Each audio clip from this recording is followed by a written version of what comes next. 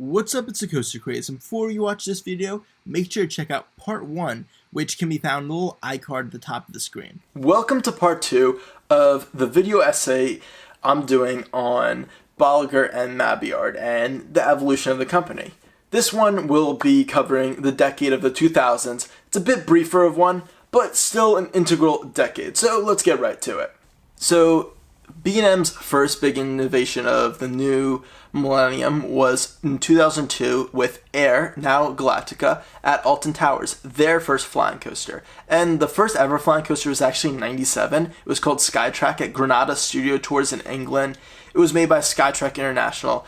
It lasted like a couple of years. Nobody knows about it because it didn't really do much, but it did introduce the innovation. The first large-scale flyer was Stealth, that's California's Great America, in 2000.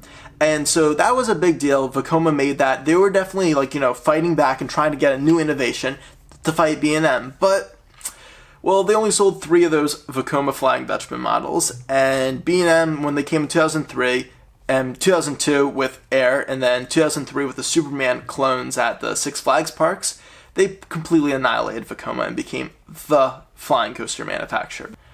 Like, B&M streamlined a lot of concepts. Yeah, completely. I mean, think about, the thing is, the Vekoma Flying Dutchmans are really good models. I enjoy Batwing at my home park, Six Flags America, a lot. But the problem is that parks want a reliable coaster, and, well, Vekoma Flying Dutchmans, I mean, they're always down for maintenance. But B&M, like you said, streamlined it completely. And even the restraints on the Flying Dutchmans, they lend themselves to really bad operations. Yeah. Like Six Flags America, this probably is a little bit of Six Flags America's bad operations pays into this, but Batwing always has 8-9 minute dispatches. It's insane. Just unbearable. I mean, yeah, that coaster, when it's actually open, the line is often over an hour, and it's not even that long. I mean, but it's only 3 or 4 trains. Yeah, it doesn't make any sense, but it's largely because of the Flying Dutchman. It's just kind of cumbersome is the best word I would use to describe it. But yeah, B&M, nope, with theirs, they kind of just use the same technology as the inverts when you're loading the station. So again, a proven strategy. You come in, then, they put the vest over you, strap the ankle guards, and you flip back up, and you're ready to go. It's so much quicker. It's still not as quick, again, as a regular coaster. Also of note is 98, they stopped making stand-ups. They noticed that trend was dying, and they abandoned it.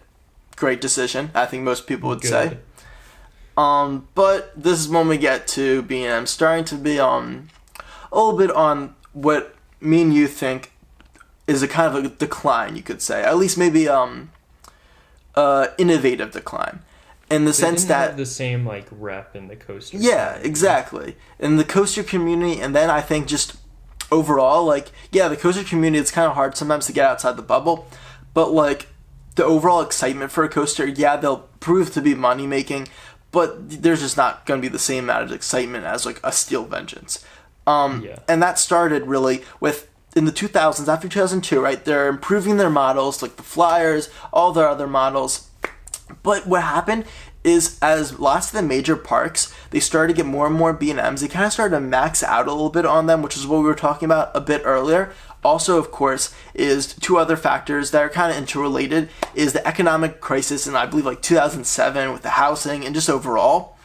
And then the coaster wars were just kind of declining. I mean, after Candid Kyle came out in 2005, I would say the coaster wars were kind of done, at least that coaster war. And by the mid-2000s, late 2000s, I mean, parks started scaling back a little bit. You don't see, Six Flags making, 6 new major coasters at their parks every year like they used to. And I mean, you look at some of these price tags. 2006, Tatsu at Six Flags Magic Mountain, which was the biggest flying coaster at the time, $22 million, and that's without inflation. Diamondback 2009, also around $22 million, and that just shows you just how expensive those B&Ms are. Yeah, there's some smaller ones, but parks aren't going to be able to afford that, especially when they see maybe there's not as much of a need for them. Yeah, definitely, because parks, they really filled up their lineups with these B&M filler coasters, if you would say, with the 2000s.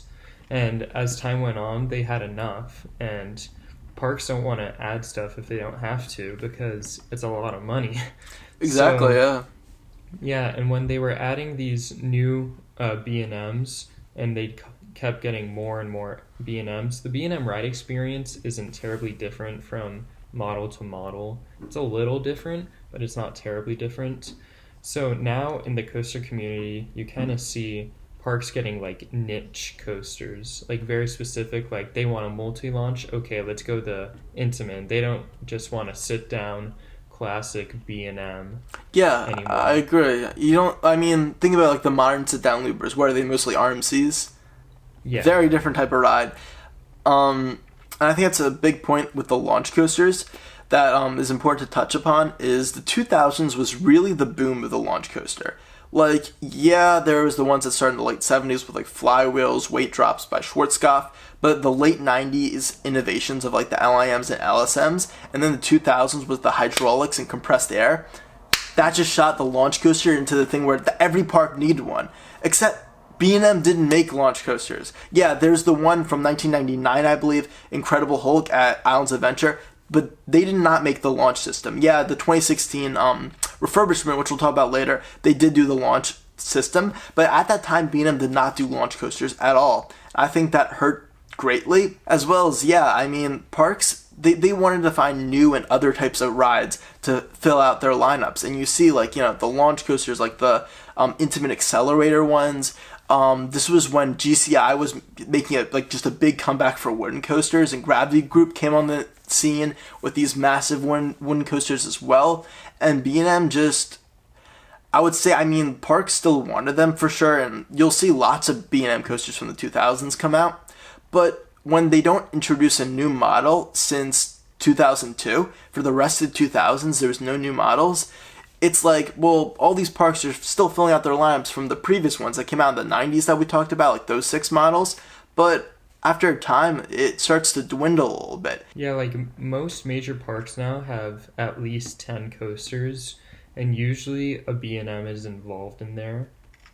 But like now, they don't need it because people will keep coming. B&M, their role was filling in people's lineups because parks didn't really have that many coasters back then, and they wanted to streamline the lineups and just add more coasters. But now the need in the industry is kind of dying. Yeah, I like the way you put that it was kind of like filling out lineups. Like, It's kind of a bit of a role reversal. You see the 90s, lots of parks' marquee coasters came from B&M. You hired B&M Exactly. for their top coaster at the park, the one that's going to draw in the crowds. Kumba at Busch Gardens, Tampa. Apollo's Chariot at Busch Gardens, Williamsburg. But I mean, during that age of innovation, B&M Hypers were the best rides. they were, yeah. Period. And then Intamin came on again. They're a little bit less reliable, but they gave them a run for their money, of course. And yeah, sure, you do have your Diamondbacks in 2009. That is the marquee attraction for Kings Island, at least back then. But lots of parks, their new B&Ms were more to fill out a lineup instead. Like, for example, let's say Patriot at Worlds of Fun in 2006. I mean, lots of people would say Mamba is their big coaster. You know, and when the market kind of moved from like America and some of the European markets to maybe some of the more Eastern European markets, as well as like China and some other Asian markets, you did see lots of the new B&Ms going there, like, for example, like Vietnam, China, etc. And yeah, I mean, lots of the American parks, like we're saying, they're starting to fill out their lineups with B&Ms. Like, a big one that we keep on talking about is Great Adventure, because they're still the park with the most B&Ms. They have 5. When was their last new B&M that was like a ground up made for the park? 2003, I believe, with Superman Ultimate Flight. Yeah, they got a relocated Green Lantern stand-up in 2011.